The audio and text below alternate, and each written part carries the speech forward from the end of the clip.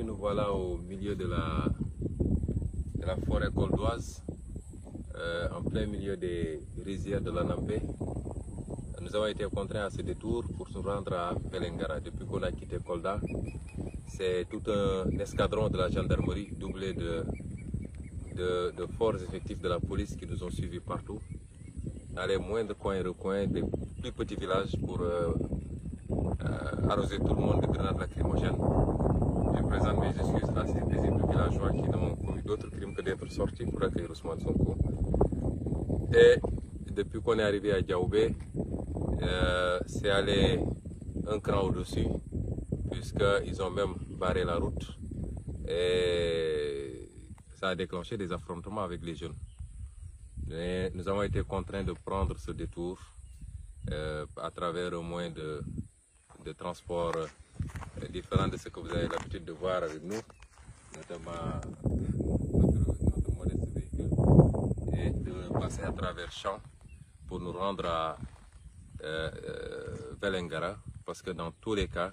s'il plaît à Dieu, j'entrerai aujourd'hui à Vélingara au nom de la liberté, puisqu'il s'agit de la caravane de la liberté. Et au nom de cette liberté, nous considérons que Macky Sall ne doit pas empêcher les Sénégalais d'aller et de venir, de circuler et d'aller à la rencontre de leurs compatriotes. mbokk yi ñu ngi fii ci àllu Kolda bi ngeen ko gisee fii mooy li ngeen di dégg nag ba defal leen tuuti publicité ci Kolda ñu bëgg a def tourisme te léegi dégg toujours ñuy wax Anambé nga xam ne liñ fiy béy ci ceeb moom macha allah bëri na lool moo nekk nii lii lépp ay toolu ceeb la gis ngeen ni béykat yi ñoom wëlbati nañ suuf si ba pare di xaar mu taw rek ñu sànni ceeb li tax nag ñu jaare fii mooy gis ngeen ni suba ba léegi biñ jógee Kolda ba léegi daanaka gendarmerie escadron gendarmerie moo ñu topp ak ay policiers yu nekk ci ay car ak pick-up yu bëri dëkkaan bu ñu taxaw rek waa dëkk bi génn ñu sànni leen ay grenades yu dul jeex ñuy masawu suñu mbokk sénégalais yooyu nga xam ne tey jàmm la ñu mës a xam ak dal ndax ku xam dëkku kaw gi xam ni xamuñu yooyu tey ñu gazé leen di leen sànni ay grenades ci loo xam ne jaru ko woon waaye gis ngeen bi ñu egsee jaww ba léegi nag mbir mi dafa yokku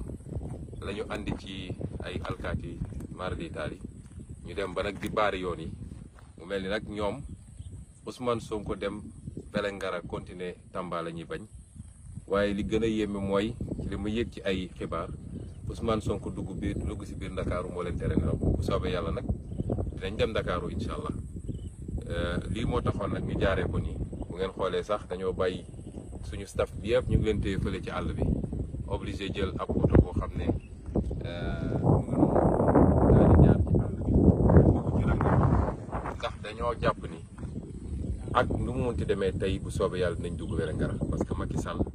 mënuñoo war a tere ñuy dem di dikk karawaan bi dañ ko tuddee woon karawaanu liberté mooy karawaanu àq ak yelleef moom sa bopp mën a dem di ñëw loolu nag di Macky Sall mënuñu koo tere te bu soobee yàlla tey dinañ dugg Vélingara niñ fa war a duggee saafonteeg waa Vélingara kon ñu ngi leen di dalal seen xel dara daluñu di masawu xale yi nga xam ne ñi ngi jàkkaarloog alkaati yi ak ñi ci gaañu di dellu si di jaalewaat ki nga xam ne démb comme niñ ko ne comme Macky Sall di baaxoo rek doon nañ ko bal fële ci Kolda di wax ni loolu lépp dinañ ko topp nag fu topp di yem fii ak ci bitim réew ñu ngi leen di gërëm leen sant asalaamaaleykum. Chers amis, nous voilà au milieu de la forêt coldoise, en plein milieu des rizières de l'Anampé. Nous avons été contraints à ce détour pour nous rendre à Vélingara. Depuis qu'on a quitté Kolda,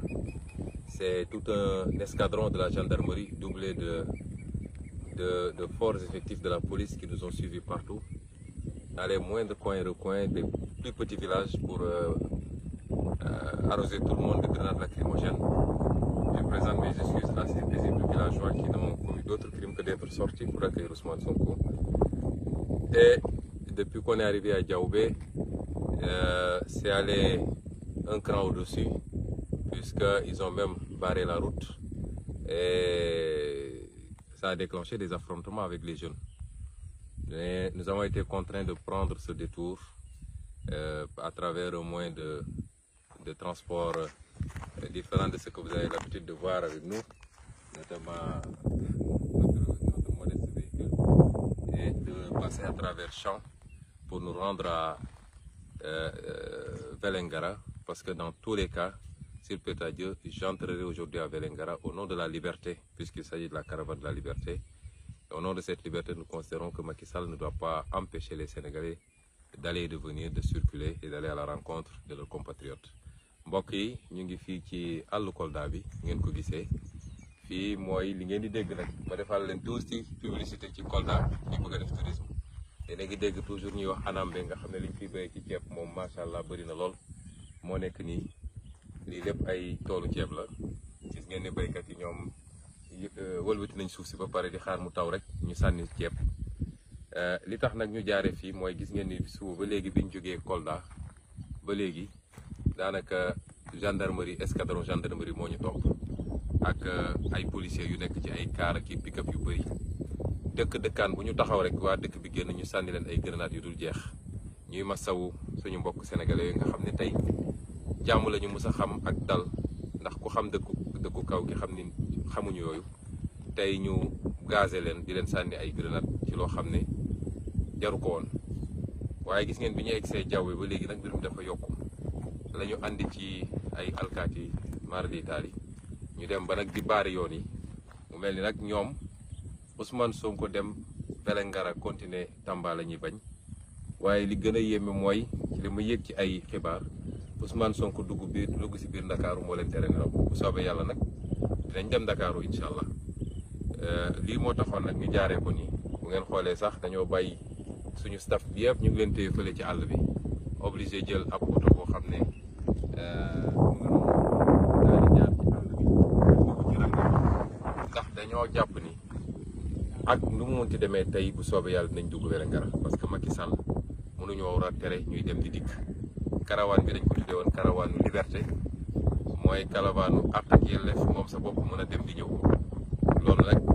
di Macky Sall mënuñu koo tere te bu soobee yàlla tey dinañ dugg Vélingara niñ fa war a duggee saafonteeg waa Vélingara kon ñu ngi leen di dalal seen xel dara daluñu di masawu xale yi nga xam ne ñi ngi jàkkaarloog alkaati yi ak ñi ci gaañu di dellu si di jaalewaat ki nga xam ne démb comme niñ ko ne comme Macky Sall di baaxoo rek doon nañ ko bal fële ci Kolda di wax ni loolu lépp dinañ ko topp nag fu topp di yem fii ak ci bitim réew ñu ngi leen di gërëm leen sant asalaamaaleykum. Chers amis, nous voilà au milieu de la forêt coldoise, en plein milieu des rizières de l'Anampé. Nous avons été contraints à ce détour pour nous rendre à Vélingara. Depuis qu'on a quitté Kolda, c'est tout un escadron de la gendarmerie doublé de forts effectifs de la police qui nous ont suivis partout, dans les moindres coins et recoins des plus petits villages pour arroser tout le monde de grenades lacrymogènes. Je présente mes excuses à ces paisibles villageois qui n'ont commis d'autres crimes que d'être sortis pour accueillir Ousmane Sonko. Et depuis qu'on est arrivé à Diaoubé,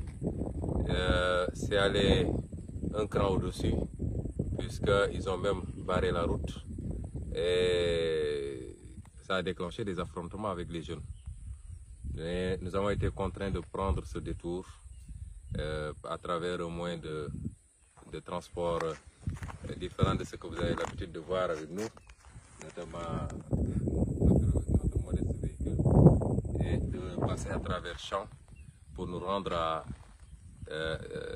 Vélingara, parce que dans tous les cas, s'il plaît à Dieu, j'entrerai aujourd'hui à Vélingara au nom de la liberté, puisqu'il s'agit de la caravane de la liberté.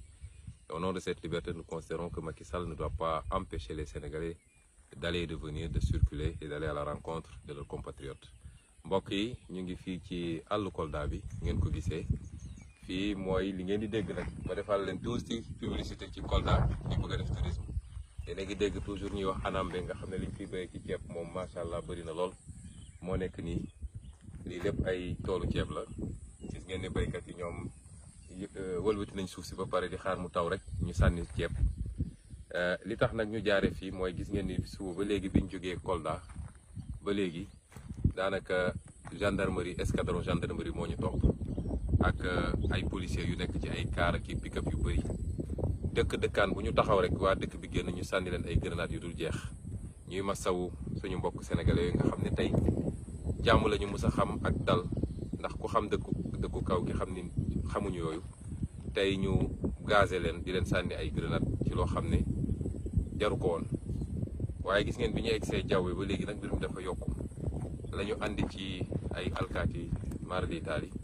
ñu dem ba nag di baari yoon yi mu mel ni nag ñoom Ousmane Sonko dem Vélingara continuer Tamba la ñuy bañ waaye li gën a yéeme mooy ci li ma yëg ci ay xibaar Ousmane Sonko dugg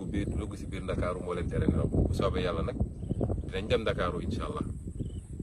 lii moo taxoon nag ñu jaaree ko nii bu ngeen xoolee sax dañoo bàyyi suñu staff bi yëpp ñu ngi leen téye fële ci àll bi obligé jël ab oto boo xam ne mu ngi noonu daal di jaar ci àll bi dugg ci rang ndax dañoo jàpp ni ak nu mu munti demee tey bu soobee yàlla dinañ dugg Vélingara parce que Macky Sall mënuñoo war a tere ñuy dem di dikk. karawaan bi dañ ko tuddee woon karawaanu liberté